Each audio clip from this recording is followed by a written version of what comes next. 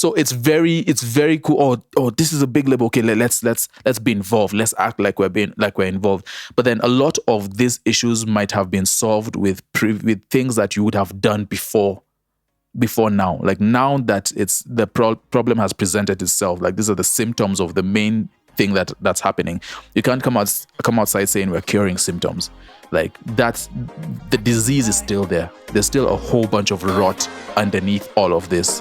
Tuma pinsa imbatini majin na maziwa limousine usikiwe tani wazin kichirada sini clean kona maliza benin pedi wangu Sherlin tu machines metuweka Berlin kuna thick petite KFC na chickenin kuna zile hygiene na zingine sardine na napenda bia usinilazimishe gym fungua yako tutakam kusupport kani shere tuma pinta report hepa jam teke panda sinki uteleport caretaker take care jue leo niko na plot Maulanga lat me import. Tuma pin, takutana shada. Tuma pin, matamatisha panda. What's going on, everyone? Welcome to the 30% podcast episode 177. Miamoja Sabini Nasaba. My name is Sam. As always, I'm here with Afamefuna Onyebadi. As always, just the two of us. And we are on a mission to bring some light to the Kenyan music industry. The things that are not usually talked about, except sometimes when it's like really popular on X and it's trending. But we talk about things when they don't trend. Yeah, man, 177. Hoping that artists get played more, paid more. We've been doing this for a while now, and we absolutely want to see the Kenyan industry music thrive. That's why we're here. Afam, what's going on? A fantabulous African man such as myself can't complain. I can't complain. The F is for, I haven't made that joke before. Definitely not. Anyway, the F is for fantabulous. I'm doing good, man. How about yourself? I am all right. I am cool. I am just there. Yeah, man. Not much going on, honestly, with life. I'm just here. But life. Excited to break down some of the things that are going on. You know what? I realized like a lot of people lie when they're asked how they are. Because like my initial instinct when you ask me how I am is just to say, yeah, I'm doing good. But I'm lying because this weekend sucked. Top 2 worst weekends of all time, bro. Oh, man. Like, Friday was annoying because something annoying happened. And then, after that, Saturday, Arsenal decided... Another annoying thing to happened. Saturday, Arsenal just decided to be the bane of my existence. Listen, being an Arsenal fan is not for the faint of heart, and I am the faint of heart. So you can imagine how that is going for me. It's not for me, man. I'm the faint of heart. Immediately that second goal went in. I put the whole thing off because that's me. I'm not going to sit down through disappointment when I can be enjoying my life.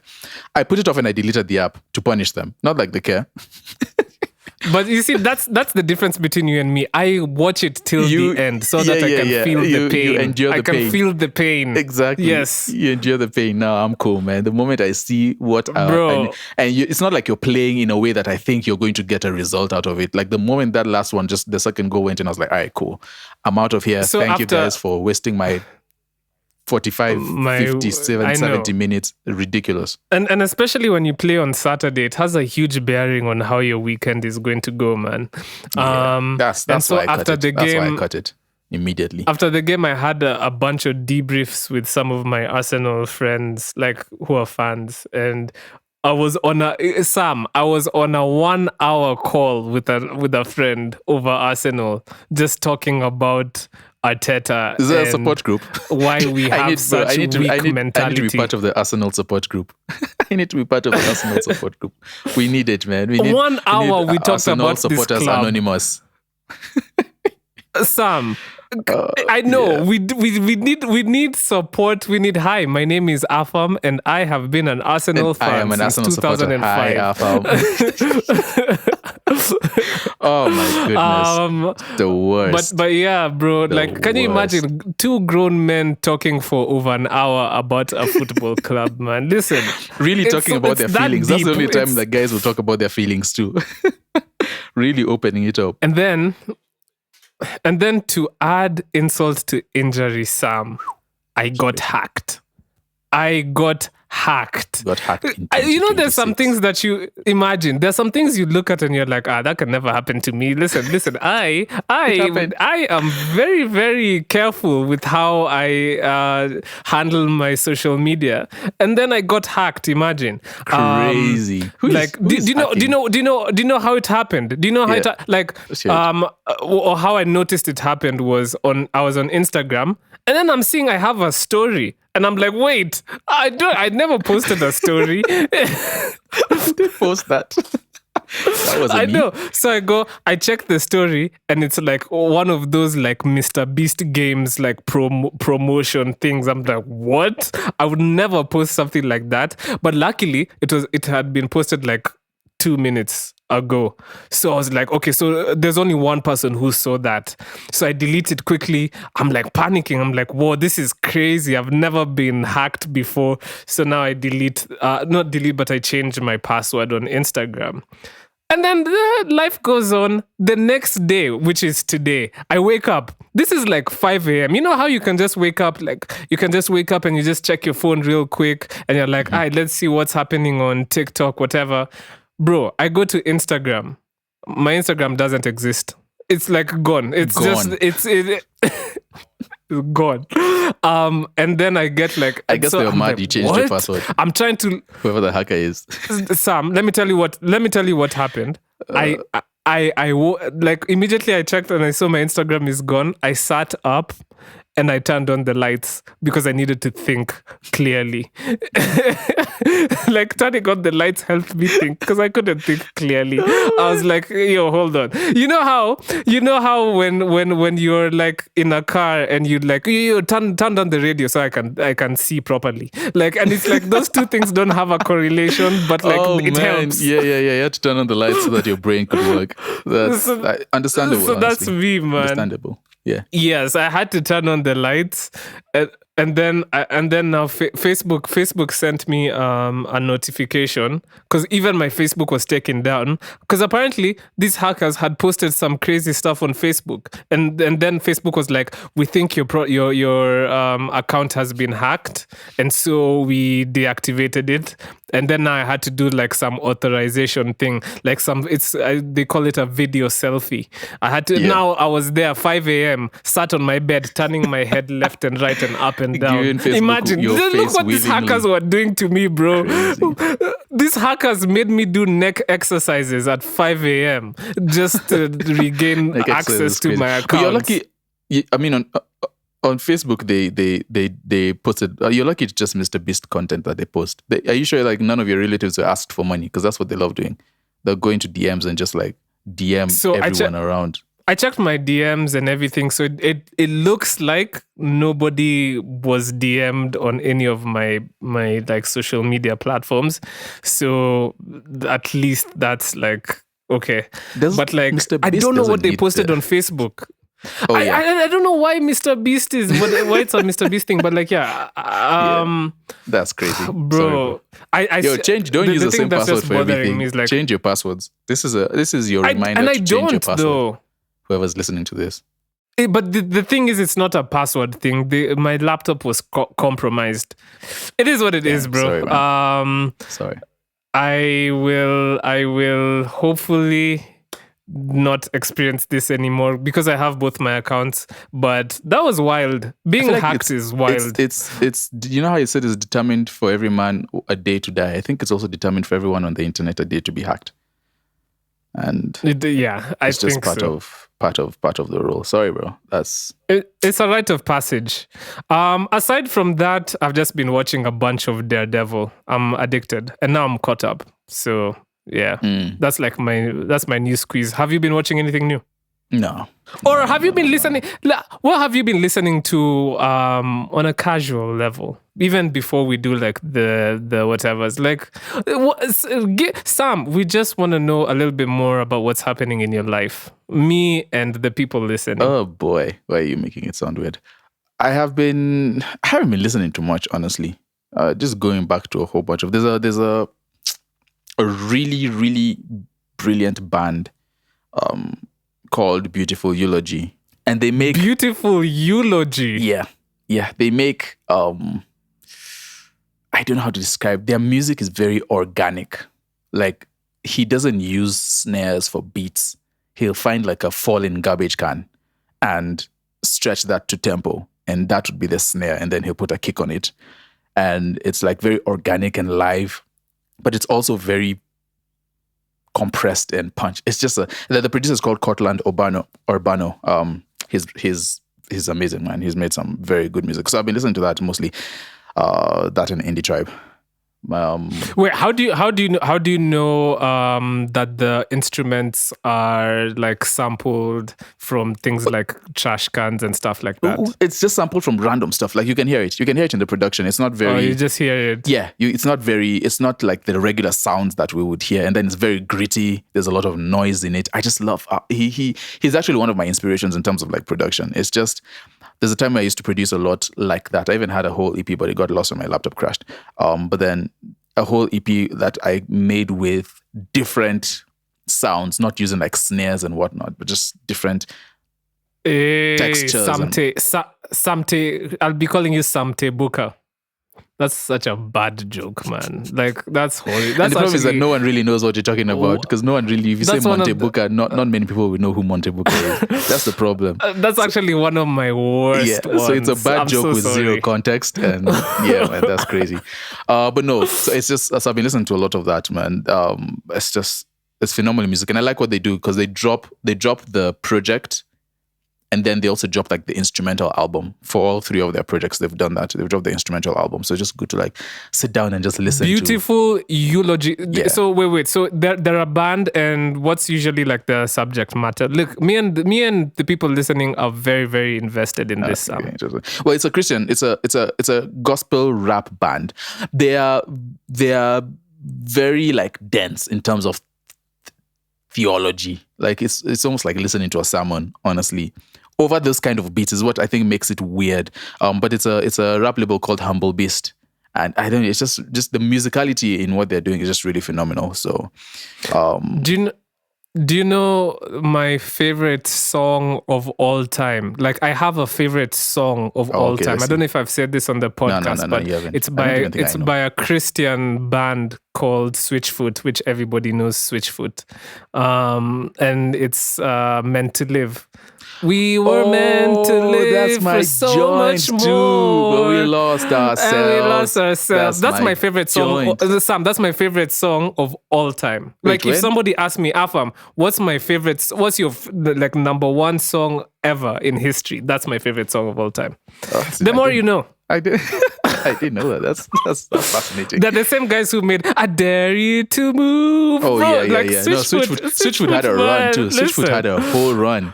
It had a whole run. And hey, listen, and also my other favorite band, Paramore, like, they have a heavy history of coming from Christian rock. So, like, the church has really, like, has a huge impact in terms of music. A lot of musicians and dope musicians. 2 Chainz is the one that's making me laugh, especially because of his name before he was called 2 Chainz. So that's making me laugh even more. Oh man. But anyways, I don't know. But yeah, no. Do you want to know? Humble Beast Records, they just make phenomenal music, man. They haven't actually. The last time they released a project was 2017.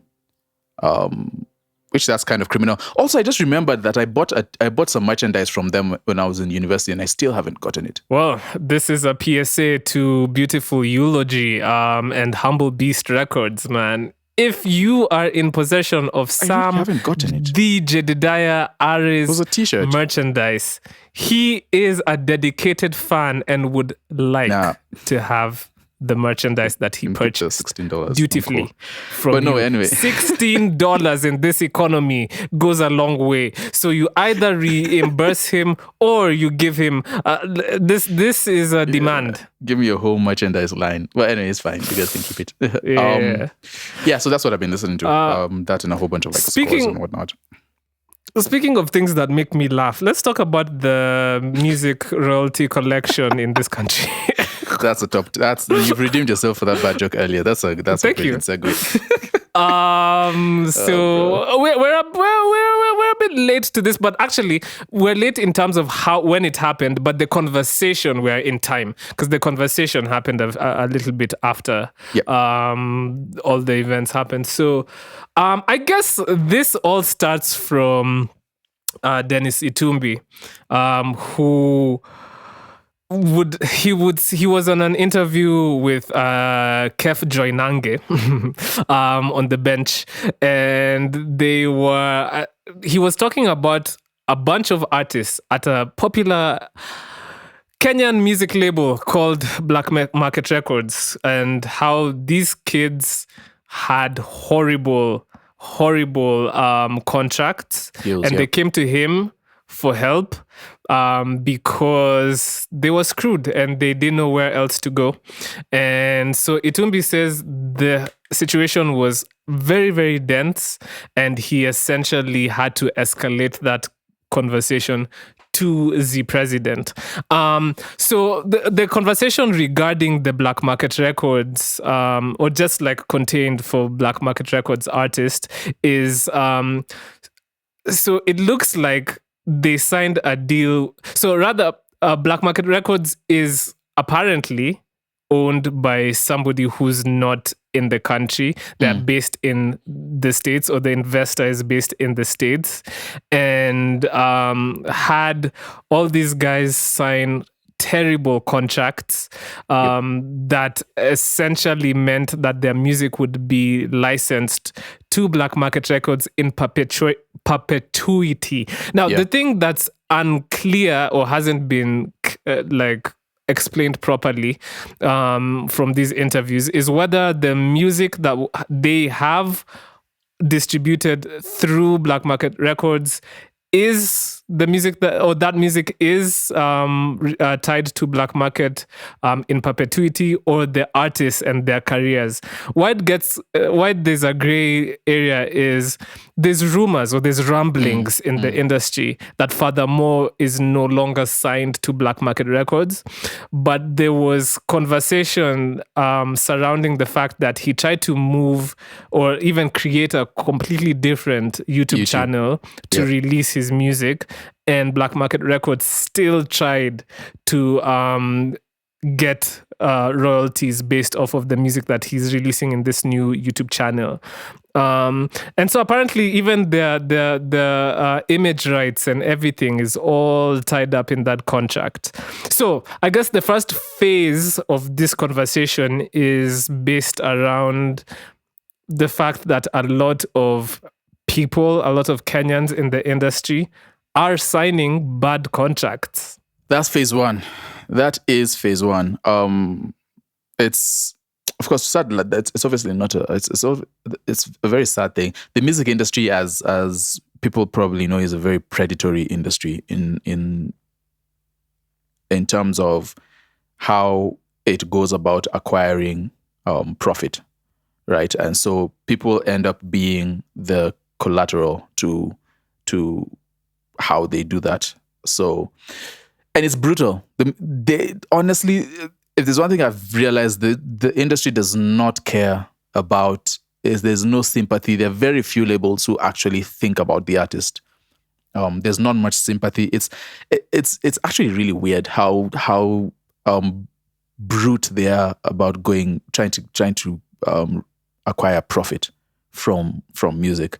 So, and one of their targets is, because I heard Itumbi talking about music labels signing artists that are not necessarily from the big cities, and artists who are not very knowledgeable. Not very knowledgeable on the music industry, but then also just don't know what's going on in town, and so it's hard for them to. Do you think that's intentional? Oh yeah. Definitely. I think sometimes, of course, there's talent involved, right? So they'll try to sign someone who has talent, but then if you really check, I think a music label might prioritize someone who has, like I said, there are two artists that have the same talent level, and one is from the heart of Nairobi and the other one is from outside of the city, and they both have similar talent levels. I think the music industry would try and sign, if not both, try and sign the one who's from outside, because one, if they can still make the same amount of profit from them, they know that they can get more because they're going to finesse on the music They label. just take advantage because they have less access to, or is the assumption that there's less access to information? Yeah, and of course, and that just makes it seem that's really weird, isn't it? It's like horrible. Okay. That's horrible. Yeah, it's predatory. So yeah, that's a big thing that really happens. And the artists, unfortunately, are none the wiser. Of course, we are living in an age where now a lot of these things are being brought to light, but it's not enough.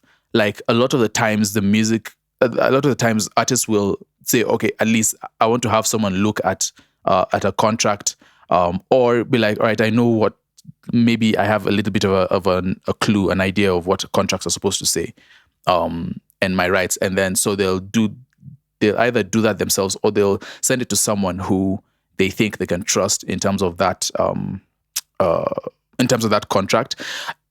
And this is an important learning part, which is something I think I've said before. But then one of the things that labels would do is that, especially if you don't have as much knowledge, they would say, all right, this is the contract, have it look through a lawyer. Do you not have a lawyer? Okay, we'll give you a lawyer. We'll provide you a lawyer, and then we'll have him look through it, and then you can go. And that's all. I mean, that's always almost a bad idea, right?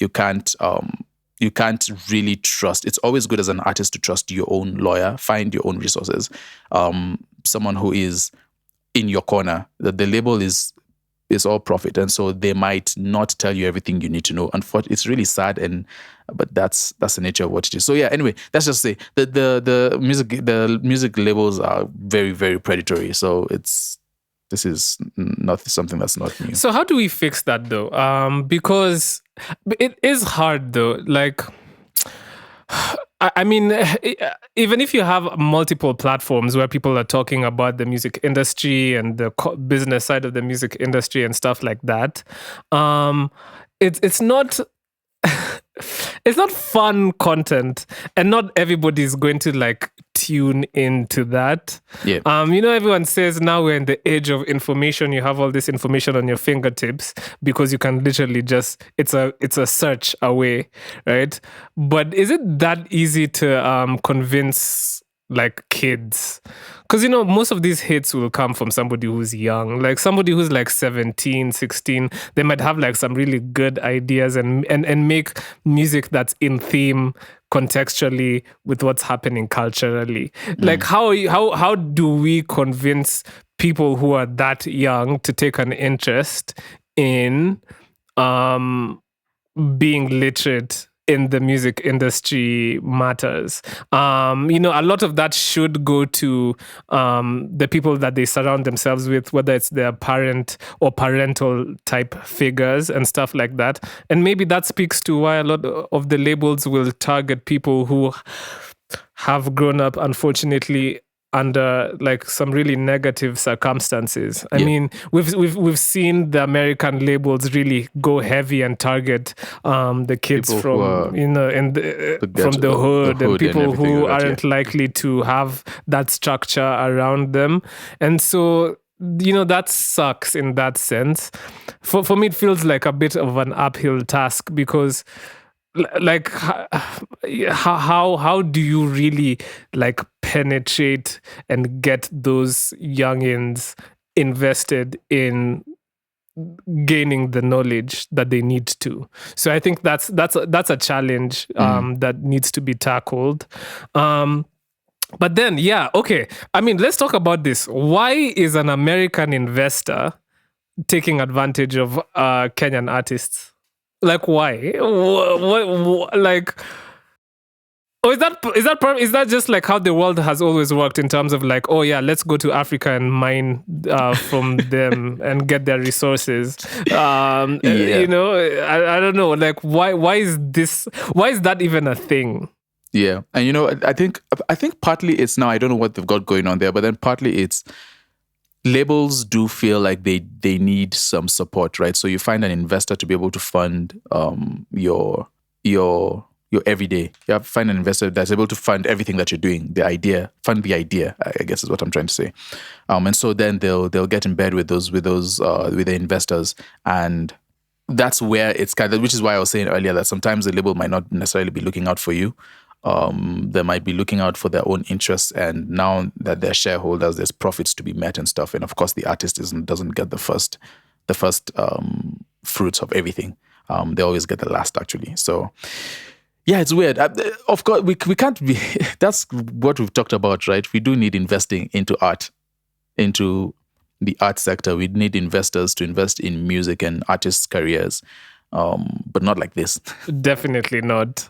Right. And Black Market, for me, it's a frustrating label. I've come here on this podcast to kind of talk about my dissatisfaction with like Tesla's career, for example.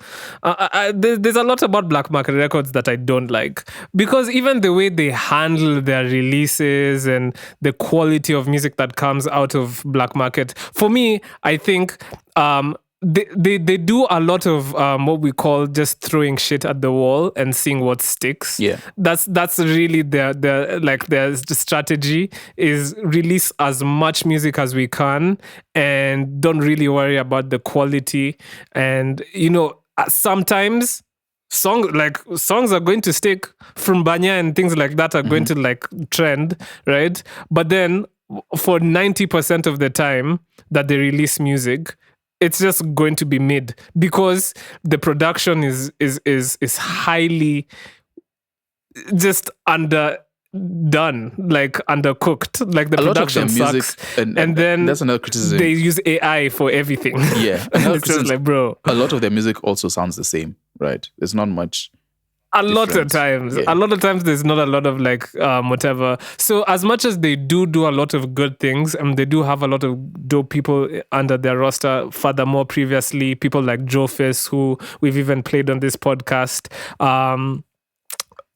I do have a lot of qualms with how they handle their business.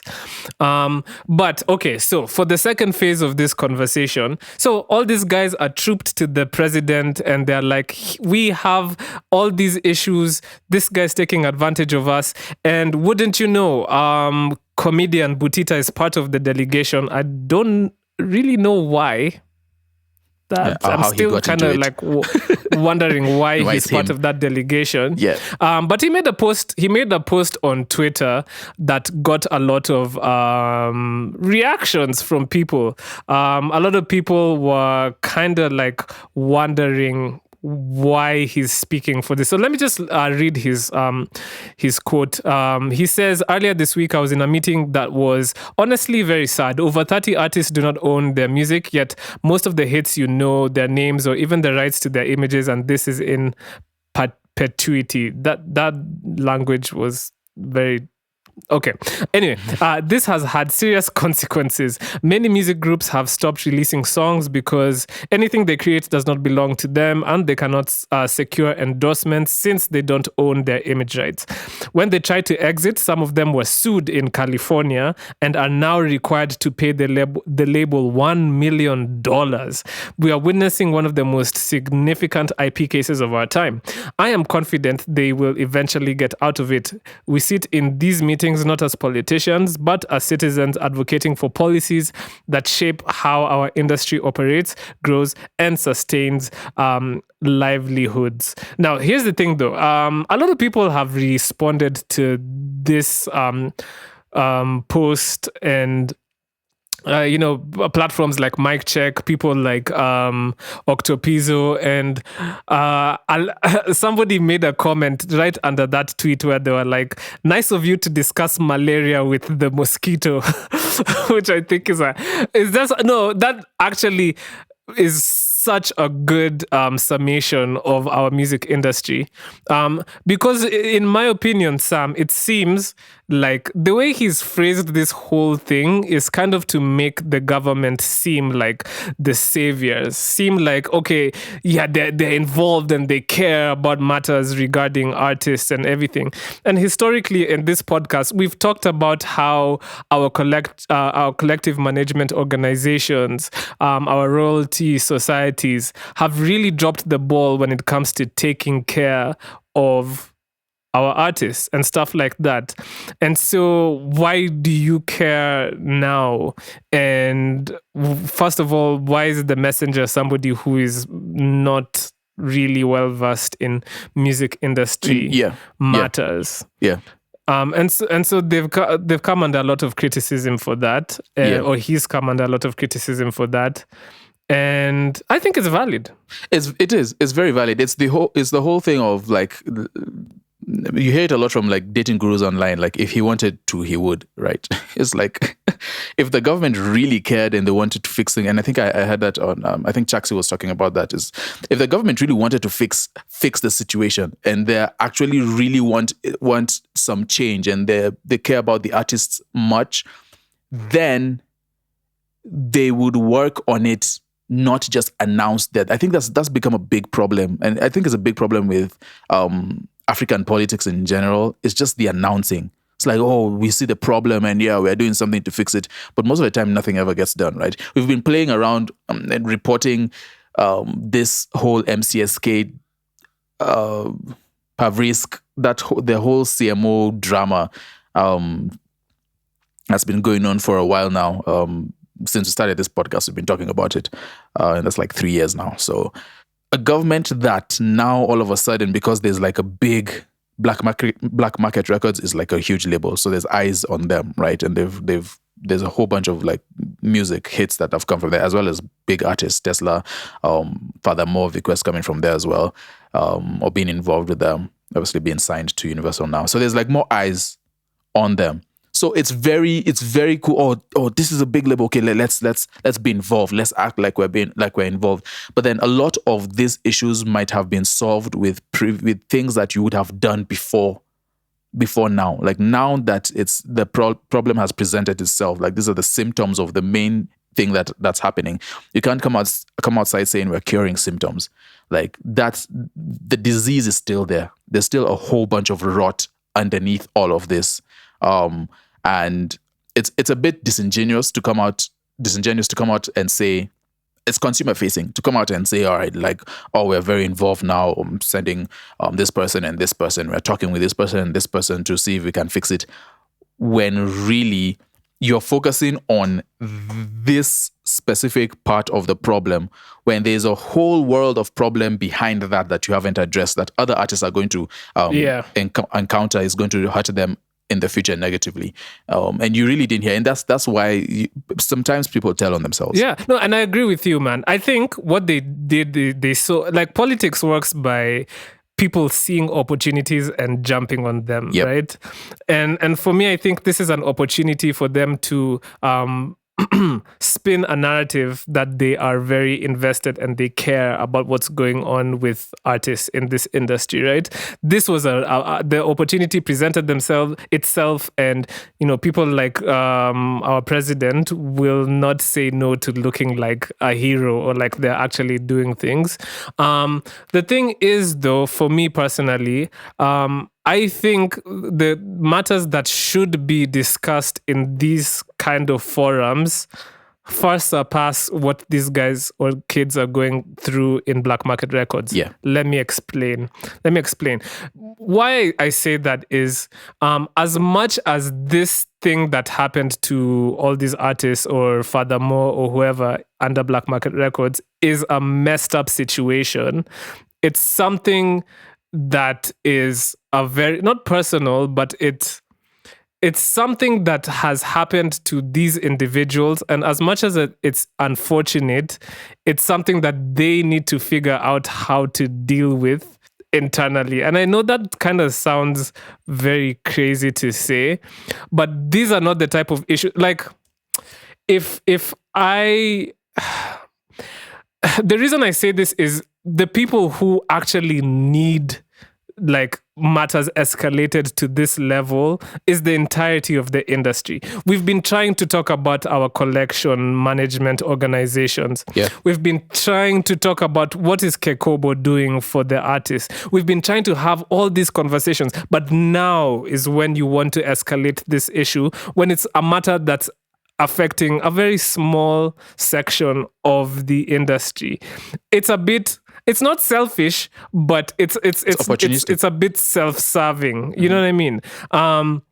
Why haven't we had multiple of these type of conversations for the entirety of the industry as a country, as a nation that's producing music, and I think that's the frustration that people like Octopizzo were expressing in the comments, because it's like, yeah, but why haven't we been talking about what Kekobo, MCSK, and all of them are doing? And then I find it very annoying that people like Itumbi are like, first of all, get your facts right. MCSK isn't even a collective organization anymore. But listen, that's really just annoying. Red herring. Like, I was telling Sam before the podcast, that's when, when you're having an argument with somebody and then they stumble on their words, or like they use the wrong or something. Yeah. And then you focus on that to like, but listen, that does not negate Octopizzo's main point. And for me, that becomes very, very frustrating. And I think we need to we've had this conversation multiple times, but we're so deep into our structures in the way we collect royalties in this country. But Sam, our lack of structures, but Sam, do you know that in most countries, the government isn't necessarily involved in the royalty collections? In most countries, it's private companies that are more likely to be invested in collecting royalties. And for me personally, I've always said I think that is better, especially if there's one, private companies, and two, if they have competition, if they're not just monopolies. In the US we have ASCAP, BMI. In the UK we have PRS. In Germany we have GEMA. France we have SACEM. Like, bro, like most of these countries where it works properly, it's the private sector that are invested. Because, bro, if our government worked, then fine, maybe it would help. But like, we already have a history of a government that doesn't really care much about the people and their rights as much, right? So there's no incentive for them to collect. It's to collect for themselves, Exactly. And that is highly problematic. And that's why most people are more invested in that being the center of conversation when it comes to what's going, like, if that's what you're gonna go to the government officials with, like, it has to be something that's more pertinent, especially to the industry or more industry shareholders. So yeah, man. And I think Octopizzo's response was very, very well said. I mean, it was a very long response, but I guess the main thing he said, or I would say I could get from his response, was he had a paragraph where he says, domestically, there must be urgent attention given to the governance and accountability of CMOs such as MCSK and CAMP. These bodies exist to safeguard creators' rights, yet persistent concerns about their transparency, distribution, and oversight continue to undermine trust within the industry for years. Sijawahi kuona ukiongea juu ya MCSK. Reform here is not optional, it is essential. And a lot of people were more pressed to have that as the center of conversation. But yeah, it was an interesting exchange. Me, the way I feel, you know how I feel. I feel like if you want to have your royalties collected in the best way, you might want to do your research about other ways you can have your royalties collected. Yeah. It's interesting. What he said is, I don't think, at this point, going in and fixing the system, the MCSK system, the royalty collection system, the CMOs, at this point, we just probably need like an overhaul of the whole thing. And figure out a way to. I mean, of course, there's artist royalties who are already tied up in what's going on now, but there has to be a way to figure out how to get those. If there's goodwill, that's the issue. If there's goodwill, there has to be a way to figure out how to get those out to the artists and then just overhaul the system. Like it's not, it doesn't work. It doesn't work. And I think there's been, I mean, we dance around it, but there's been a lot of corruption within that system, so much that it's not going to work. The system is just not going to function without taking. So yeah, the whole thing just needs to be like, need to just throw out the whole script and write a new one. But in the meantime, artists is important, man. It's something that we keep talking about, but then that's part of ensuring that the value of the Kenyan music industry and the value of Kenyan music artists goes up, is just be aware, like Afam said, of the different revenue sources that your music can earn from, and then just figure out where you could possibly get that most. Don't rely on MCSK and the CMOs that we have locally because they're tied to the Kenyan government. You can still earn music in different ways. And then also contracts. Like the whole thing with black market records is big because people don't understand contracts. And so, like you asked earlier, how do we get over this system? Unfortunately, I feel like, I mean, how do we get over artists being screwed by labels? Unfortunately, it has to be a thing where we just constantly keep learning until affording lawyers is cheap enough for, and there's many people, like there needs to be some agency that an artist can go to ask questions and stuff. Maybe someone, an IP lawyer out there needs to think about that, just so that it's more affordable and it's readily available for artists, so that they don't have to jump through the hoops. Because that's one thing that the labels will make it seem like it's more expensive to go for a lawyer outside, or it's more expensive to see your to have your contracts looked at, and then they now offer you their own lawyers, which obviously don't work for you. They work for the label. So yeah, man, it's sad, but then the whole situation is sad. Hopefully they can get $1 million is a big number. Hopefully they can get out of it. Bro, like $1 million is just asking for like, who's paying $1 million, man? Like, anyway, it's prayers to everyone involved, man. So T's and P's. do you want to talk about T's and P's? Do you want to talk about new music? Let's get into music. Yeah. I mean, speaking of black market records, Tesla released a song with Furthermore called Vile Unataka.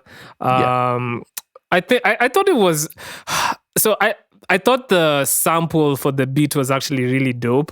The beat could have been a little bit more dynamic, but I don't know. I just feel like, it was a bit simplistic, but the song wasn't bad. Shout out to Tesla. I'm a huge fan of Tesla, so really look out for what she has. Do we know? So releases. If the rumors are that Furthermore is not in black market records, we've not heard anything from him in regards to that, right? He's just floating around. Yeah, I mean, I feel like it's just like industry like rumblings. I haven't really heard much, and I wouldn't expect to, because it's more back end stuff. Yeah. So, but I don't know. Like, if me the information I have is just like through industry gossip. So, and if I was him, I wouldn't. Well, it depends. Because there's a big artist called Oliver Tree right now who's been very vocal about things going on in his label. So sometimes being vocal about you leaving your label and stuff like that helps. It just depends. Pressure. Yeah, it's a case by case basis, I would say. So two Kenyan music heavy hitters in the name of Calligraph Jones and Ben Soul released the song Hallelujah, produced by Vince on the Beat, by the way. It's a cool listen. For me, I found it very interesting how Calligraph was addressing all his haters. I feel like he's always addressing his haters, man. He must have a lot of haters. He must have a lot of haters. Whoever those could be. I don't know why you all keep on hating on Calligraph. Anyway, Wow. yeah, I Oh, mean, wow. listen, hey, and he called Ben Sol for the hook. So yeah, I mean the chorusy vocals in the background from Ben Sol were they're definitely not bad. Yeah, it was a very Calligraph song, really. Yeah. Did Yeah. you have any feelings about it? Yeah. I mean, I did feel like, and that's one thing I think, I feel like Calligraph could do a little bit better in terms of like his beat selection. I feel like sometimes Calligraph picks a specific sound that might not be completely current, and he uses that to convey his message. It would be good to see Calligraph on more modern stuff, just because I feel like that might do him good. Of course, the hip hop scene in terms of the local hip hop scene is a bit. I mean, what's modern? Like, what's really in? Like, we don't really know, right? But it would just be good to see Calligraph with a bit more forward thinking in terms of like picking some of his music. Of course, he makes what he works with work for him, which is good. And his fans, obviously, the people who are listening for Calligraph, obviously love that. So it's good. It's also good to hear Ben Soul, man. I don't know why I feel like Ben Soul hasn't been around. You just see him popping up with Kodong Clan, and I feel like Ben Soul hasn't given us like a lot of solo. I mean, he's released a couple of songs recently, but then it just doesn't feel like we've heard Ben Soul being Ben Soul. So yeah, we're waiting on what he has to give. Like, drop a single or something. Let people know you're still alive. Like, and by a single I mean a Ben Soul single. Yeah. Hallelujah. You heard that, Ben Sol? Drop a Ben single. So another song I listened to was Bazoo by Mudhoni, the drama queen, and Blinky Bill. I thought it was well, I was a bit whelmed by this release. It's cool. It's cool. I feel like production-wise, Blinky Bill has always he's always really relied on simplicity to drive the stuff that he's doing. And for me, that's one of the most difficult things to do as a producer, to keep it simple but still keep it like, fire and clean and catchy. For this one, I feel like I wanted a little bit more. And also the MDQ part was, it was something. But yeah, it was whelming. It was quite whelming. To be honest, I'm just gonna say this wasn't like my favorite Blinky Bill release, but I am looking forward to the projects that they're working on releasing together. So let's see. I'm waiting with bated breath. What did you think of the release? Bazoo. It was alright. It was alright. Not my favorite. But I enjoy listening to Blinky Bill's production because I think he has an interesting way of going about it. So, yeah, it's interesting. Anyway, that's what I listened to. What did you listen to? A couple of releases. I think let's go to the Afro House, the own section. It Aziz was on 2 tracks, one with Tashino and the other one with Awil. Nesmburu dropped a song called Changanya, or was part of a song called Changanya with Redux and Madi, if I'm not reading that wrong. And then Tuma and Not Ready released a song as well. Fadhili, Iborian dropped Nyumbani, and I think I saw one with McLean as well. Yeah, Fadhili also released a song with McLean and Rudy Joe. It's a lot of Unt's music, man. A lot of Unt's music. Tina Dor. So they had Tina Dor, Chef K, and Sersky released Ndimodi. They had released the song either last week or 2 weeks ago. A couple of weeks ago, they released a song on Traxsource, and then like exclusively for a couple of weeks, and then now have dropped it on streaming. So that's pretty cool.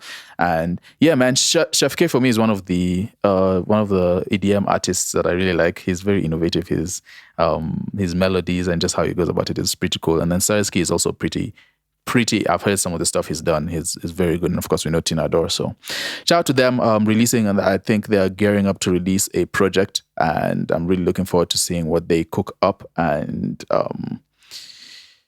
let me see what else. Oh, yeah. I enjoyed the song by Rispek Ngoma, who I haven't heard of until now, NDOVU, called Tuma. It's just, I don't know, man. It's just a feel-good song. It's feel-good, but it's also really annoying to me.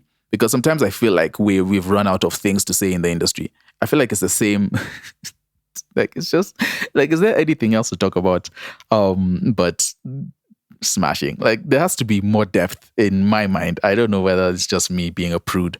But I feel like there's more to talk about. Anyway, but the song was vibey. And I like the beat was bouncy. I like some of the flows that the boys Rispek Ngoma were brought out. They sounded interesting. So I enjoyed that one. I did enjoy that one. Yeah, I think that was mostly what I listened to. I also listened to Fired Up by Andia Sande, which we could talk about. Actually, before we even get into that, I want to shout out the music videos that came out this week. So Yaya Tajiri dropped a video for Chaya Sakumi. Listen, people were in love this week in terms of like releasing music videos. It's such a Yaya Tajiri is just so good at songwriting. I think he may be our best songwriter at the moment. I think he might be. That's not even a hot take or anything. That I feel like that's kind of room temperature take. That's just a room temperature take at this point. So y'all go watch that if you haven't. And then Lil Minor dropped the Desire video featuring Nikita Kering. Well, the song features Nikita Kering, but she's not in the video. Very well shot video if you haven't watched it. So shout out to them for releasing that.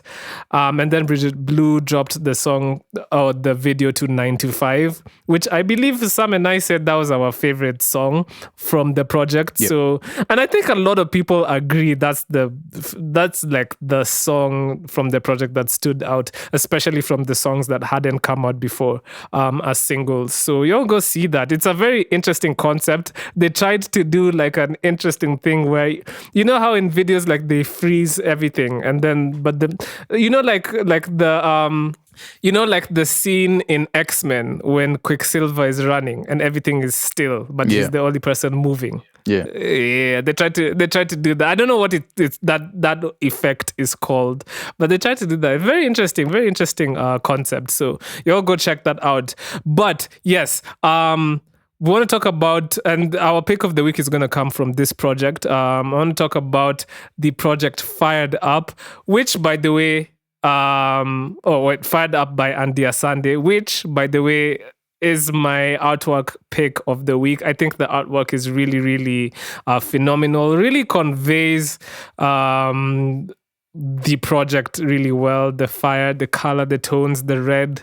I really, really liked it. Just like you could see from her eyes, the flames. It's really cool concept.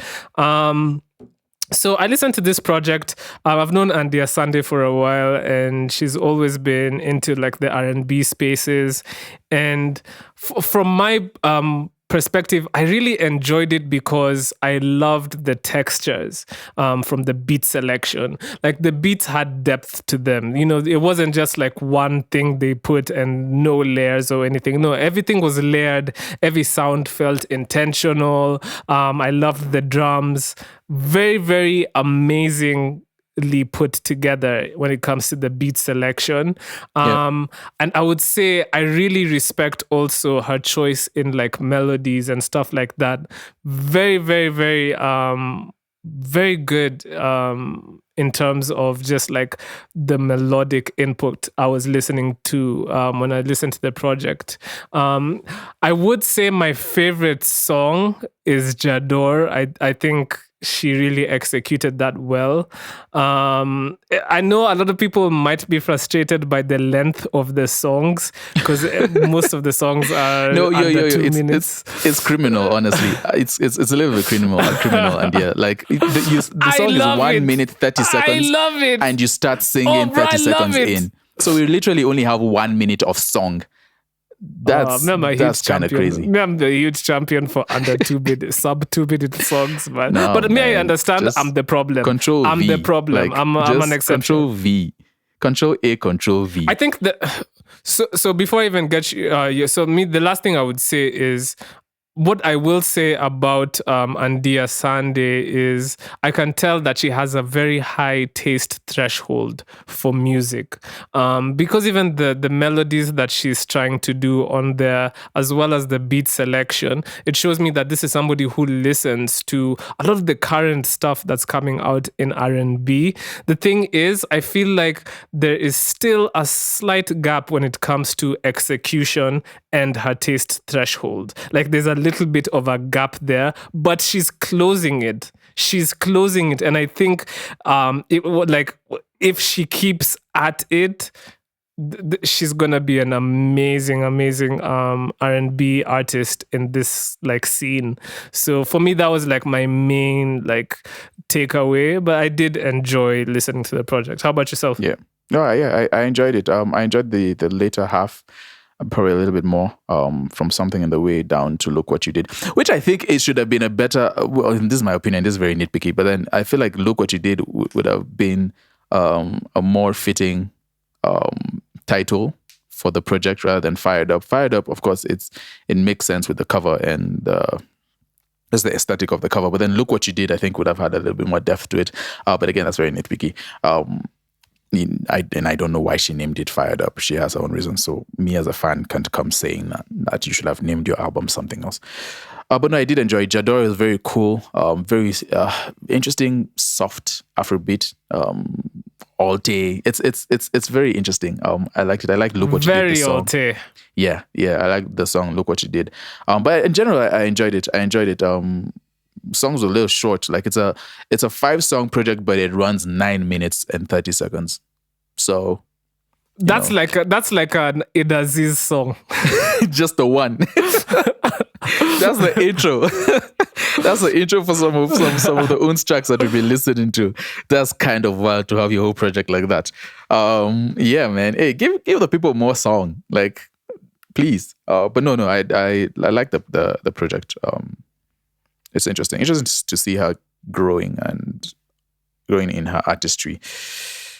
And the artist direction as well with the cover and all the stuff. Like, we don't see a lot of that in our industry, so it's cool to see more people do things like that, and have concepts, I guess, to their art rather than just AI stuff. So our pick of the week is coming from Andia Sande's project Fired Up. Go listen to that, and the song that we'll be playing is a song called Jador.